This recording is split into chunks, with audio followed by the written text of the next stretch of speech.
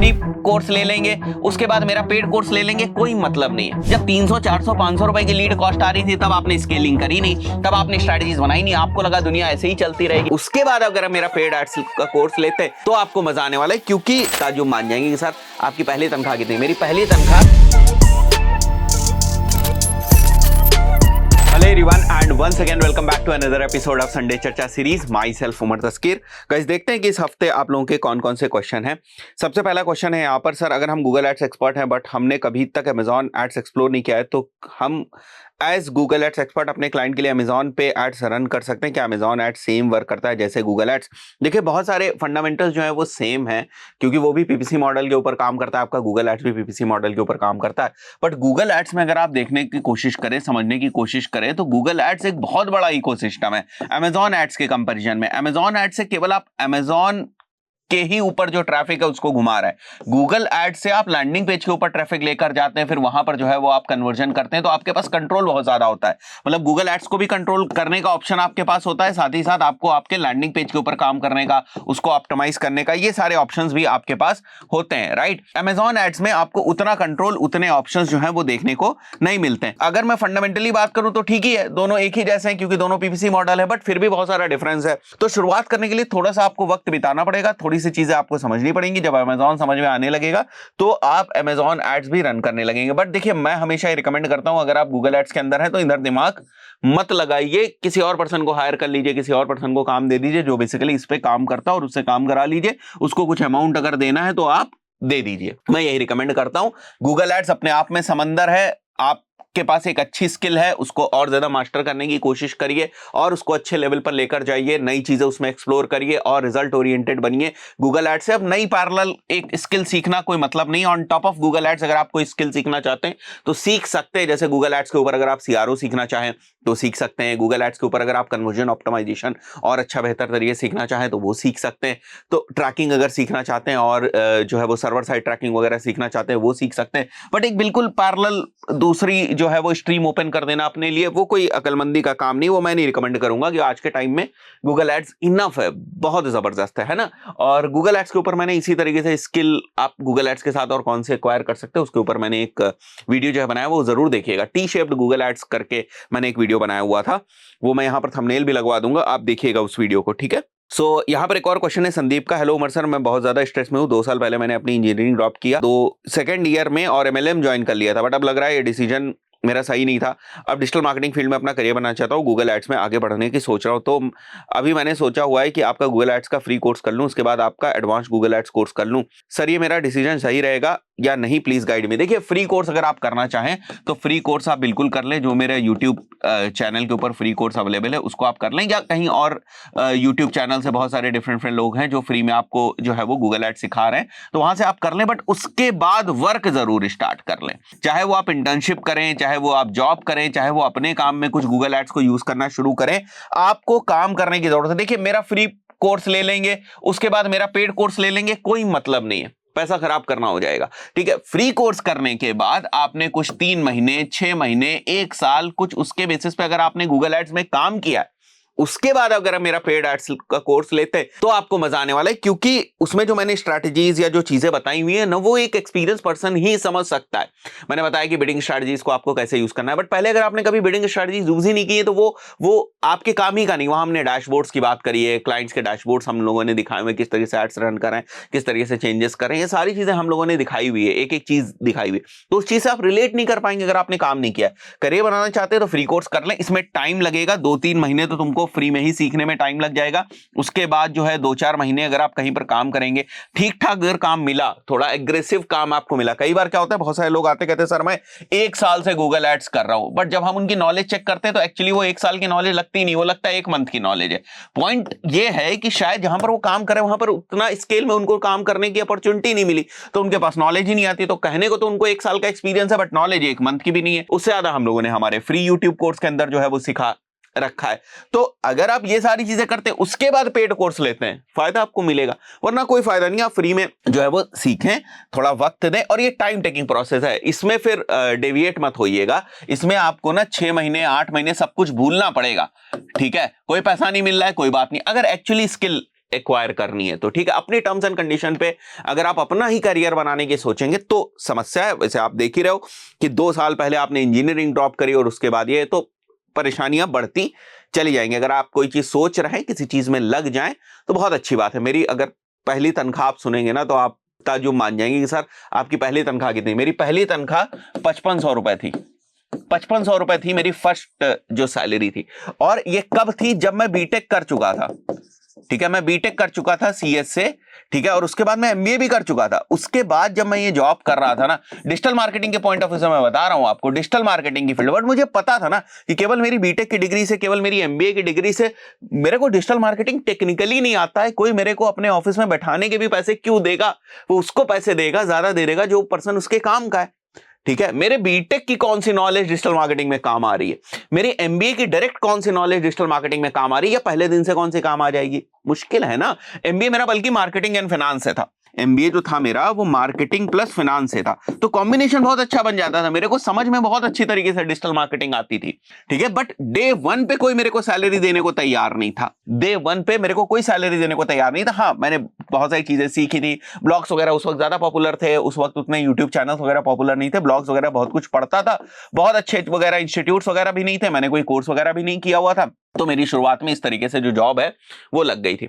उसके बाद हमने काम किया और मैंने सैलरी ना, आप ये यकीन नहीं मानेंगे, 3-4 महीने पे मैंने सैलरी अपनी इंक्रीज करवाई है शुरुआत के 1 साल में। 4-4 महीने पे, 6-6 महीने पे, इतनी जबरदस्त हम लोग परफॉर्मेंस करते थे, इतनी मेहनत करते थे। तो वो कर देंगे तो कोई भी आपकी सैलरी को इंक्रीज करेगा, क्यों नहीं करेगा आपको? बट आप अगर किसी के लिए वर्थ नहीं होंगे, ठीक है, किसी के लिए काम नहीं करेंगे, किसी के लिए वर्थ नहीं होंगे, तो फिर नहीं होगी ना इनके, मतलब जॉब में तो वो चीज नहीं होगी, ठीक है। तो रियलिटी यही है।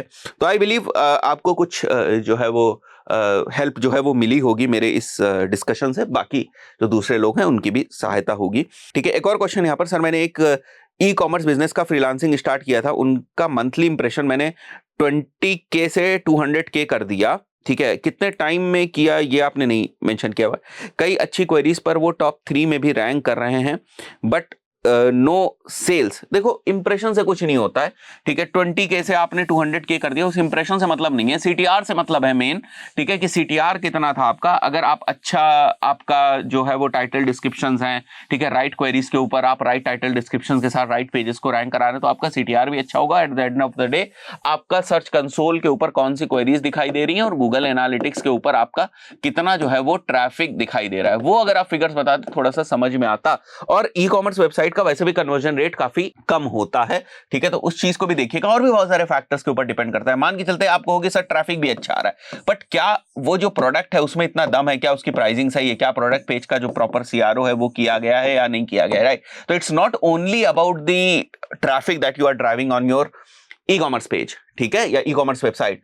बाकी भी चीजें हैं, उन फैक्टर्स को भी थोड़ा सा कंसीडरेशन में लीजिए और उनको भी थोड़ा सा ऑडिट करने की कोशिश करिए। और कई बार ऐसा होता है कि हम सोचते हैं कि इस प्रोडक्ट पेज के ऊपर ट्रैफिक आएगा तो सेल हो जाएगा। एक्चुअली ऐसा नहीं होता है। कई बार प्रोडक्ट मार्केट फिट ही नहीं होता है, ये सच्चाई है। कई बार प्रोडक्ट मार्केट फिट नहीं होता है, ठीक है, तो ये भी प्रॉब्लम होती है। कई बार डायरेक्ट क्वेरीज से जो है ना उतनी सेल नहीं आती। कई बार मैंने देखा हुआ है कि ब्लॉग के ऊपर जब आप लोगों को एजुकेट करते हैं, वहां से फिर ट्रैफिक आप अपनी ई कॉमर्स वेबसाइट के ऊपर लेकर आते हैं, वहां से सेल आ जाती। मैं आपको अपना एक्सपीरियंस बता रहा हूं, एक्सेप्शंस भी जो है वो हो सकते हैं कुछ, ठीक है। तो थोड़ा सा और जो है बियॉन्ड ट्रैफिक, बियॉन्ड क्वेरीज आप थोड़ा सा और ऑडिट करने की कोशिश करें, अगर आपने क्वेरीज वगैरह पे पहले ही ऑडिट कर रखा है। एक और यश का क्वेश्चन है, सर मैं एक डिजिटल मार्केटिंग एजेंसी में प्लेस हुआ था एज एसईओ इंटर्न, और मुझे अभी भी वहां पर 3 वीक्स ही हुए हैं, लेकिन वहां पर हमसे एसईओ के नाम पर चैट जीपीटी से ब्लॉग कॉपी पेस्ट कराकर क्लाइंट्स की वेबसाइट पे डलवाते हैं, और हम एसईओ के नाम पर यही करते हैं कभी कभी कुछ, और बस मुझे समझ में नहीं आ रहा है कि मैं क्या करूं। देखो कंटेंट में कोई प्रॉब्लम नहीं है, अगर आपको कंटेंट के ऊपर काम कराया जा रहा है तो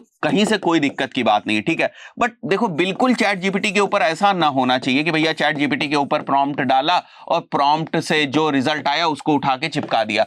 थोड़ा ना इसके आगे पीछे की भी कहानी जो है वो समझनी चाहिए कि भैया हम इन क्वेरीज के ऊपर टारगेट कर रहे हैं, तो इन क्वेरीज के ऊपर हम क्यों टारगेट करने की कोशिश कर रहे हैं। थोड़ा बहुत कीवर्ड रिसर्च के फंडामेंटल्स को यूज करके जो है वो आप प्लानिंग कर रहे हो कि मेरा कंटेंट किस तरीके का होगा, थोड़ा बहुत आप कॉम्पिटिटर की रिसर्च करके प्लानिंग कर रहे हो कि भैया कॉम्पिटिटर ने 1200 वर्ड्स का लिखा हुआ, ये सारी चीजें कवर करिए कॉम्पिटिटर ने, मेरे पास ना ये ऑप्शंस भी हैं कि मैं ये वाली इंटेंट 1 और इंटेंट 2 को भी यहां पर खींच सकता हूं, कॉम्पिटिटर ने ये सारी चीजें मेंशन नहीं करी है, मेरे पास स्कोप दिख रहा है, ये सारी चीजें भी मेंशन करूंगा। उसके बाद मैं प्रॉम्प्ट डालता हूं, कंटेंट आता है, कंटेंट को मॉडिफाई करता हूं प्रॉपर्ली, प्रॉम्प्ट की मदद से कंटेंट की आउटलाइन बनाता हूं, ठीक है, कंटेंट में एक एक चीज के ऊपर बारीकी से काम करता हूं, इमेजेस के ऊपर काम करता हूं, ग्राफ्स के ऊपर, चार्ट्स के ऊपर, वो एक अप्रोच, ठीक है। एसईओ के पॉइंट ऑफ व्यू से कंटेंट ही तो एसईओ का बेस है, तो कंटेंट पे काम करना कोई प्रॉब्लम की बात नहीं है, बट केवल एक देखो रिपीटेटिव टास्क करते जा रहे हो, ये प्रॉम्प्ट डाला, ये आ गया, उठा के चिपका दिया, पता ही नहीं है क्यों डाल रहे हैं, कैसे डाल रहे हैं, कॉम्पिटिटर ने क्या किया है, हम क्या कर रहे हैं, वो सारी चीजें अगर इन्वॉल्व हो रही हैं तो बिल्कुल सही काम आप कर रहे हो, उसमें कोई दिक्कत की बात नहीं है, ठीक है। एक और क्वेश्चन है, should all campaigns on Google Ads account be related और can we use the same account for multiple businesses? नहीं, देखिए मैंने कई बार बताया हुआ आपको कि one domain one Google Ads account, आपको दो डिफरेंट टाइप्स ऑफ बिजनेसेस के लिए सेम गूगल एड्स का अकाउंट नहीं यूज करना है। You mention that existing data in the account is important for automated strategies, if there are multiple types of campaigns how will Google interpret the data, please guide me as I am confused. बताया ना मैंने आपको कि one domain is equal to one account, दो different clients के लिए दो different accounts होंगे, ठीक है, इस बात को आप ध्यान रखिएगा। एक और क्वेश्चन यहाँ पर, मेरे कुछ टेक्निकल कंसर्न है, प्लीज क्लियर करिए। मेरा एक इशू है कि एक क्लाइंट के साथ जब मैं काम करता था तो उसका लीड कॉस्ट 500-600 के पास आता था, अब वो क्लाइंट 1.5-2 साल बाद वापस आया, but with same strategy and same landing page से कॉस्ट 2000-4000 के पास आसपास आता है। हाँ बिल्कुल ऐसा होता है, देखो टाइम के साथ ना इन्वेंट्री की कॉस्ट बढ़ेगी, यही तो मेन चीज है जो मार्केटर्स नहीं समझते, इसीलिए तो मैं बार बार चिल्ला के बोलता हूं ना कि आपको समझना पड़ेगा when you have to scale your brand. जब 300-400-500 रुपए की लीड कॉस्ट आ रही थी तब आपने स्केलिंग करी नहीं, तब आपने स्ट्रैटेजीज बनाई नहीं, आपको लगा दुनिया ऐसे ही चलती रहेगी, ऐसे ही हमेशा जब मन चाहेगा हम ऐसे ही लीड्स लाते रहेंगे, ऐसा नहीं है। वक्त के साथ आपके कॉम्पिटिटर्स आ जाएंगे, वक्त के साथ और ज्यादा एडवर्टाइजर्स आ जाएंगे, वक्त के साथ आपकी जो सीपीएम की कॉस्ट अगर मेटा पे कर रहे हैं वो बढ़ने वाली है, वक्त के साथ आपकी सीपीसी की कॉस्ट बढ़ने वाली है अगर आप गूगल के ऊपर काम कर रहे हैं, तो ये सारी कॉस्ट जो है वो टाइम के साथ बढ़ेगी, ठीक है, और ज्यादा लोग नए ऑफर्स को लेकर आ जाएंगे, तो ये सब तो बदलाव आने ही वाला है। तो you have to identify the right time on which you have to scale, ठीक है। ये नहीं कहना कि आज 10 लीड आ रही है, ठीक है, रोज 10 ही लीड लाते रहेंगे, नहीं, आज बिजनेस को स्केल करिए वरना दिक्कत हो जाएगी, कल आपकी जगह कोई और आके बैठ जाएगा, ठीक है। तो उस बात को समझिए, मैंने जो है वो मिस्टेक्स बिजनेस ओनर्स मेक वाले वीडियो में बहुत ही डिटेल में जो मैंने है इस चीज को समझाया है। तो टाइम के साथ ये कॉस्ट बढ़ सकती है, थोड़ा बहुत ऑप्टिमाइजेशन करने की कोशिश करें, बट बहुत ही मुश्किल है कि उस कॉस्ट के ऊपर आप वापस आ पाए। 2 साल बहुत बड़ा टाइम होता है, इन्वेंट्री भी महंगी होती, कहने का मतलब जो स्पेसेस है ना एडवर्टाइजमेंट की at the end of the day वो भी महंगी होती है। आगे आपने और क्वेश्चन पूछा, अगर landing page and lead extension form दोनों प्राइमरी कन्वर्जन सेट करो तो क्या गूगल एक्सटेंशन फॉर्म को प्रेफर करता? हाँ, कई बार ऐसा हमने देखा हुआ है कि गूगल जो है वो एक्सटेंशन फॉर्म को प्रेफर करता है, और कई बार मैंने ये भी देखा है कि वहां से कई बार ठीक ठाक क्वालिटी ऑफ लीड्स आ जाती हैं और कई बार बहुत ही गड़बड़ क्वालिटी ऑफ लीड्स आती हैं, ठीक है। तो ये मतलब थोड़ा सा दोनों ही सिनेरियोज इसमें रहते हैं, ठीक है। अभी रिसेंटली हमने देखा है कि लीड फॉर्म एक्सटेंशन से कुछ अकाउंट्स में जो है वो लीड की क्वालिटी ठीक आ रही है, और मैंने कुछ और लोगों से बात करी, उनकी भी जो थोड़ी सी लीड की क्वालिटी है वो ठीक आ रही है। इतने लोगों से मैं कनेक्टेड रहता हूं तो डेटा पॉइंट्स तो मिलते रहते हैं, ठीक है। बट मैं अगर अपनी एजेंसी की बात करूं तो ज्यादातर केसेस में हम लैंडिंग पेज के ऊपर ट्रैफिक भेजते हैं, वहीं से लीड जनरेट करते हैं। लीड फॉर्म एक्सटेंशन को उतना एग्रेसिवली हम लोग नहीं यूज करते, बिकॉज फिर हम जो है बहुत सारे रीमार्केटिंग की चीजों को प्ले में नहीं ले पाते हैं, हमारा जो अकाउंट है उसकी लर्निंग को हम बहुत ज्यादा जो है वो बेहतर नहीं कर पाते हैं। तो हम कोशिश यही करते हैं कि हम लैंडिंग पेज के ऊपर लीड जनरेट करें, ठीक है। आपने आगे क्या लिखा हुआ है कि अगर landing page and lead extension form दोनों प्राइमरी कन्वर्जन सेट करो तो कि गूगल फॉर्म लैंडिंग पेज को प्रेफर करने की जरूरत नहीं, बट हाँ कर भी सकता है। तो क्या गूगल एक्सटेंशन फॉर्म को प्रेफर करता है? देखो प्रेफर करने की बात नहीं है, बट हाँ कर भी सकता है, ठीक है। Compare to landing page which maximize conversion bid strategy, जो मेरे साथ हो रहा है, हाँ कर सकता है, बिल्कुल कर सकता है। एंड एक और क्वेश्चन कि गूगल एनालिटिक्स से इंपोर्ट किया हुआ कन्वर्जन ज्यादा बेटर वर्क करता है या गूगल एड्स में क्रिएट किया हुआ? डेफिनेटली गूगल एड्स से ही आपको कन्वर्जन जो है बनाने, और हम कितने प्राइमरी कन्वर्जन रख सकते हैं? केवल एक, कोशिश ये करें कि केवल एक ही प्राइमरी कन्वर्जन आप बनाएं, ठीक है। आगे क्वेश्चन है, मैं मेटा एड से लखनऊ को टारगेट करता हूं but leads out of Lucknow आ रहे हैं, इसका कोई सोल्यूशन? डैशबोर्ड में रीजन वाइज ही रिपोर्ट देता है, कस्टमर केयर वालों से भी कांटेक्ट किया, वो भी इसका सोल्यूशन नहीं दे पाए। देखो ये प्रॉब्लम मेटा में थोड़ी सी आती है, इसका जो सोल्यूशन है वो यही है कि आप जो लोकेशंस हैं उनको एक्सक्लूड कर दें और जो लोकेशन को टारगेट करना है केवल उसी को टारगेट करने की कोशिश करें, बट फिर भी थोड़ा बहुत जो परसेंटेज है वो रहता है, इसमें, ठीक है, कि थोड़ा इधर उधर से बाहर से लीड्स आ जाती हैं। तो ये कुछ क्वेश्चंस थे इस हफ्ते के, आशा करता हूं कुछ लोगों को मदद मिली होगी। आपको लगता है वीडियो दूसरे लोगों तक शेयर किया जा सकता है, चैनल की प्लेलिस्ट जो है, हमारे कोर्सेज जो है फ्री में अवेलेबल है, वो दूसरे लोगों की मदद कर सकते हैं, तो प्लीज चैनल को शेयर करें। चैनल पर पहली बार आए हैं तो चैनल को सब्सक्राइब जरूर कर लीजिएगा। बहुत सारा कंटेंट डिजिटल मार्केटिंग से रिलेटेड हिंदी लैंग्वेज में in the form of courses available है इस चैनल के ऊपर। प्लेलिस्ट चेक करना ना भूलें, प्लेलिस्ट को जरूर चेक करें, उसमें आपके मतलब के बहुत सारे कोर्सेज आपको सीखने के लिए मिल जाएंगे। Thank you guys.